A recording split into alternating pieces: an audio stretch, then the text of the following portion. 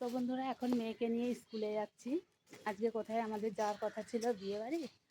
তো মেয়ের পরীক্ষা, সেই কারণে আর যাওয়া হয়নি, দেবা গেছে।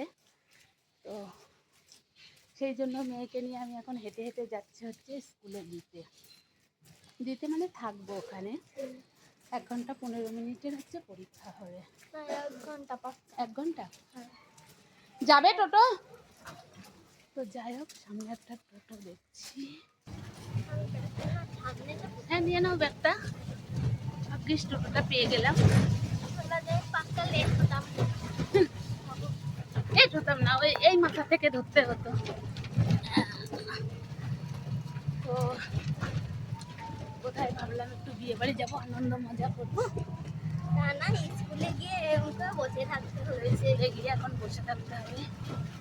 চলো, পরে কথা হবে আবার।